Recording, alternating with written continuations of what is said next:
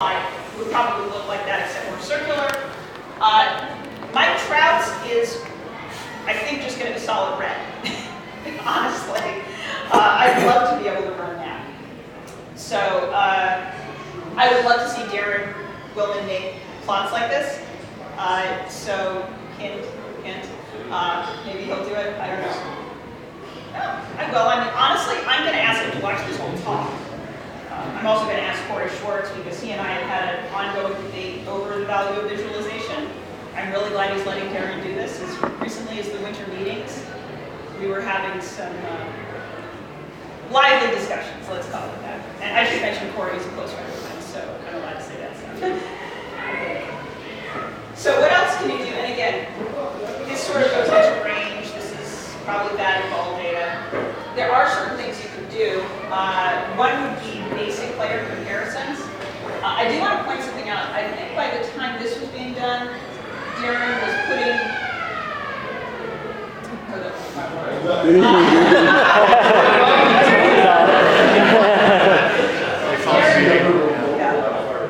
Darren, I think, was putting that a player had to travel a certain distance, and the ball had to, essentially, or had to run a certain amount, like at a certain speed or whatever. There's much fewer points here than over here. But what you can see is that Carlos Gomez, I don't know if I'm going to get his name right, I don't really know who he is. First of all, these aren't symmetric anymore. And the coverage, while the area may be comparable, is actually very different. So one thing that this strikes me as being useful for, and this is just sort of a working question on my part, or hypothesis, is let's say you have your starting center fielder has the kind of coverage that Carlos Gomez has. And he gets injured and then you bring in your back with your AAA guy. And he's got the coverage that Jake Marisnik has.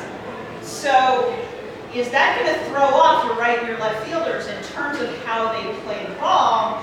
Because, suddenly you don't have the coverage in the same way going all the way back to the wall. You tend to see when you bring it back up that the quality of play can change. And again, working hypothesis on my part, I think having the shape of the actual range being the same probably would help make a difference. So that things fit together the way they did before. Another one is you can just use this to improve the quality of the players. So you want Jason Hayward instead of Carlos Beltran. The way that Darren put it was that, yeah, you can sort of see that Carlos Beltran is there under Hayward's numbers. What? Right, but you can, just by looking at that, Hayward's clearly such a better fielder. Oh yeah, no, it's an unfair comparison.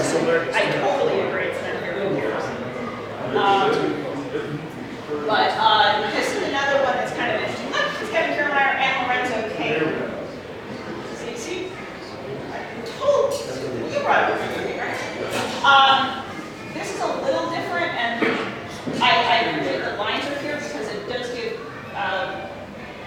give a scale. But all of those red dots that you saw before, it's like you took them and brought them to a single place. So this is almost like a normalized range. What you're getting, again, roughly, is that the players, these two guys can cover the same area. And so if you were to do their start positioning roughly the same, they might play the positions roughly the same. I would really prefer a range map on this because it strikes me that Kiermaier has a lot more points down in here than Cain does. Cain has a lot more points up here, but again, I'm just eyeballing it. Well, he is just playing. That's why I'm throwing these out here. I'm eyeballing it. I don't have access to doing it, but I want to see these range maps. I think they'd be really useful. So this, though, I think is the most interesting thing that we can pull out right now. And what you're looking at is, let's see, Pirates, Red Sox, Mets. The Mets, again, fewer points because he's put in that kind of constraint on you have to run a certain distance or certain speed. or whatever. But the Pirates is interesting because, again, those are all pretty symmetric. The overlap's pretty good. I love these shapes for the Red Sox, though. Hanley Ramirez having a weird shape doesn't surprise me so much. Mookie Betts is kind of cool. It looks like he's trying to compensate for these guys. And I'll just overlay it. Yeah, but you can, well, anyone's going to compensate for him. What is interesting though, and this, again, there aren't as many points, but this sort of shows it. You know the phrase, hit them where they ain't? They ain't here. You can tell they ain't here. Now again, maybe statistics are small numbers, but this is a really good reason why you want to look at the other teams for your advanced scouting and see, you know, where are the holes? Or for your own team, where are the holes? Figure out how to set people up differently. By the way, you'll notice that Mookie Betts, basically only two places he sets up. Probably has to do with right-handed versus left-handed batters. Not sure? Yes. Is that a down false? I do not know. I would assume it is. I would assume it is 2015 data. Boston's intriguing choice because of the federal monster. Exactly, and I'm literally gonna do my next slide is an overlay between Pirates and, but yeah, in fact, the Green Monster. If anything, the Green Monster is probably Sadie Hanley Ramirez. Because yeah, that's right here, or actually right here. Yeah, that's kind of the joke of why he's playing there, because basically he can, you know, kind of play shortstop and still, you know, left field. So here we go. This is my overlay of the Pirates and the Red Sox. What's happening? All right. Did everybody catch that? So what we've got. So again, you've got these really symmetric, reasonably overlapping. Although I suppose there is kind of a gap here. In fact, there's kind of a gap on either side. If you think about it. I'd be curious to see the info. The PNC Park, so the left field is where there's more room. Well, but don't forget, those lines are to scale. So, first of all, despite the fact that it's deeper, Hanley Ramirez still isn't covered nearly as far as the infield, neither is Castillo. On the other hand, I was pretty impressed. I mean, we're comparing McCutchen and Mookie Betts. Mookie Betts is coming substantially further towards the infield. That surprised me. Actually, I think he's going further out of the outfield as well. But anyway, it's just, you know, it I guess tells you a lot about, and I'd love to see the coverage for the infield as well. But I would bet you anything that he probably want to find a way for the ball to stand in these gaps. You know, because of the guys in right left. And again, yeah, sorry, this overlay kind of shows the same thing. So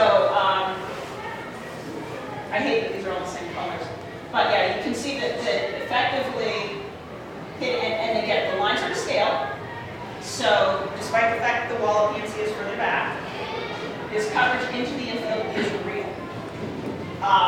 So yeah, you absolutely are going to stand a better chance of the ball landing in, you know, in front of the outfielder, or I should say in front of the left and right fielders in Fenway, although you're going to be less likely to have it land in front of Betts than McCutchen, which I thought was really interesting. Because again, McCutchen was, and let's see,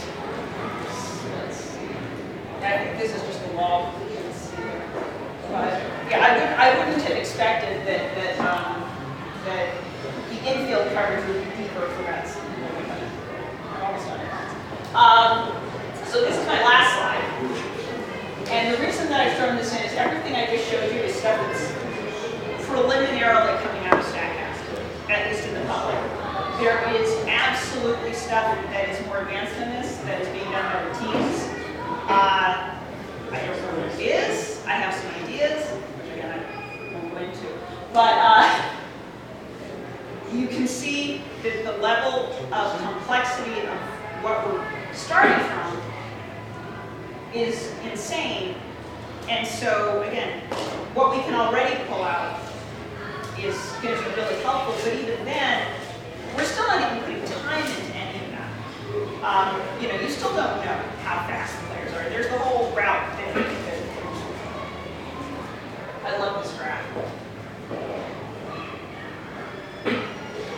Okay, so we just have a standard bump there. And all they tell you is about how Danny Espinosa is running.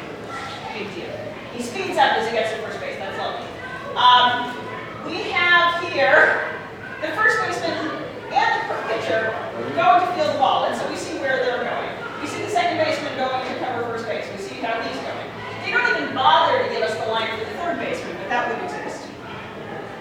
This is actually all important information if you want to be coaching your team on how to effectively field one. So what do you do with this?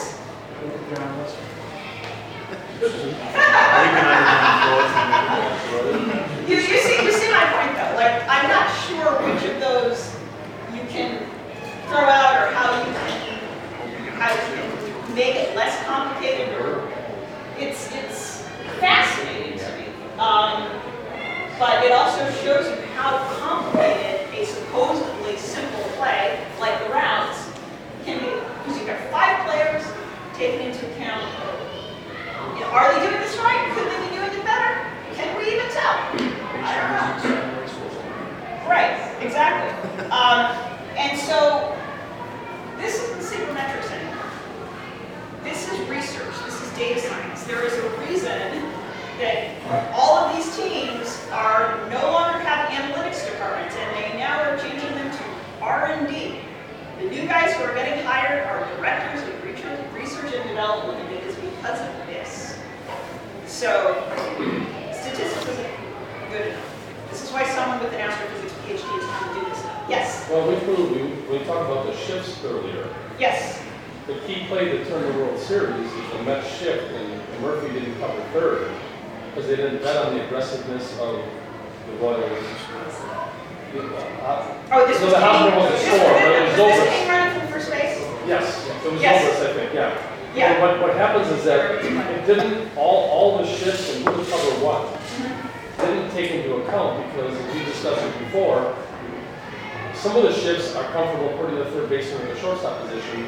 Some of them will put him at second and move the second baseman to the shortstop. Right. You know, so I you're prefer the former, by the way. I do too, but you're asking guys that normally aren't in those positions, and they beat up Murphy for that.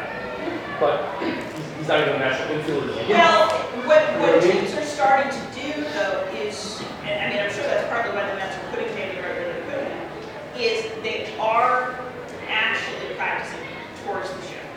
So, you know, and not just in the major leagues, down to the minor leagues, like the Pirates have done this all the way through the minor league system. Right, but what happens in baseball situations is it's so bang bang. Oh, I understand. And we know because, I mean, any of us who coach baseball knows that repetition is, especially in this sense, is really key. Right. But the ball can be in different places, anywhere, Yeah. you know what I mean? And that quick communication, no matter how much you covered it, especially in a pressure-packed game like the World Series, can change everything. Do you remember Johnny Damon with the pop-up double steal? Yes. That was kind of Yeah, another it was the same example, kind of- exactly, because no one was on third, he did a pop-up slide into second base, went to third, and, Well, yeah. right, it was just like in the series when Hosmer was aggressive and took home. All the announcers talked about was Duda was not a good fielder, but because he was shocked by the aggressiveness, he hesitated, and Right, that's why he threw it wide and Hosmer scored. right, Now, if you and, took the statistic, you say 2 times out of 10, a guy would score. You know. well, Absolutely. what you're bringing up is a valid point, and that's one of the reasons I kept mentioning spectacular plays, is because that's the play that people And that's what remember. I'm speaking of, yes. And if that's the play that changes the game, in fact, I remember tweeting about Lorenzo Kane. Everyone's like, you know, how come he didn't get into scoring position? Because as I recall, he was kind of conservative going to first base, or he didn't steal or something.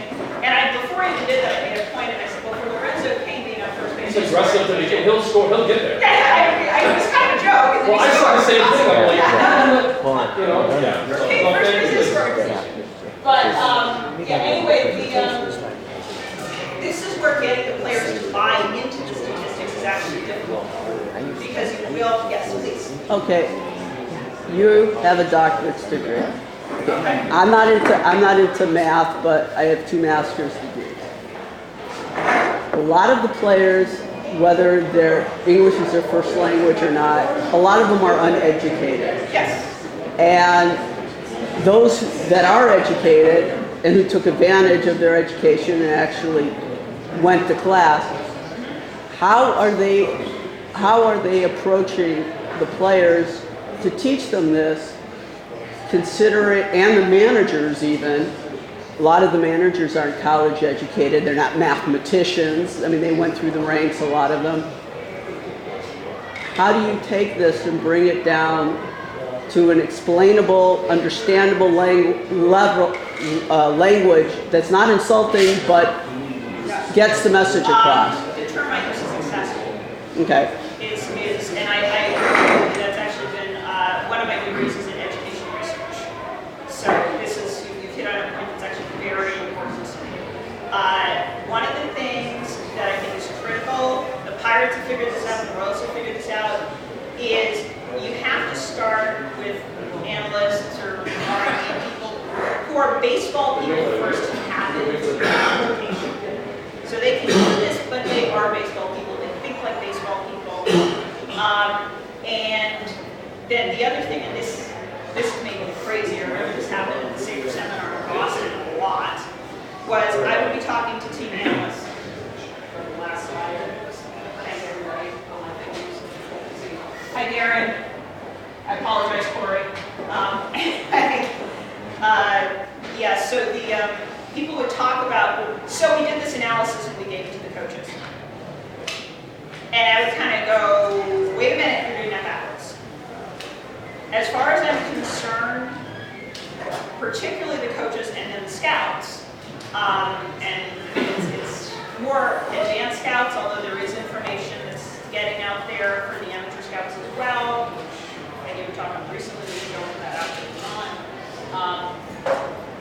They will always have a question they want answered. So like when I showed you my range map, every time I went up and talked to somebody at the winter meetings or at the conferences or whatever, I would say, if you have one question you can't answer now that you want to find the answer to, what do you think? And I got a different question from pretty much everybody.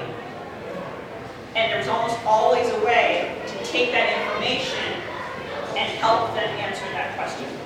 So that's part of it, is you start with, you have to build a level of trust, very big deal. So, you know, I'm not a coach, I'm not a scout, I'm not a player, I will never pretend to be.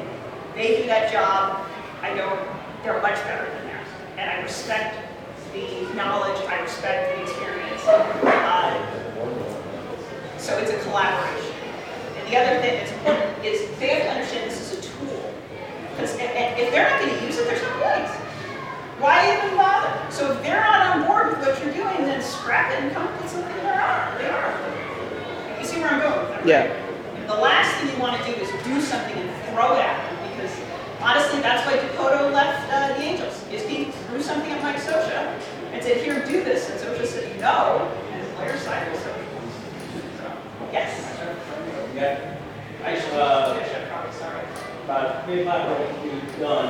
Got about 10 minutes to go on the auction, on the silent auction.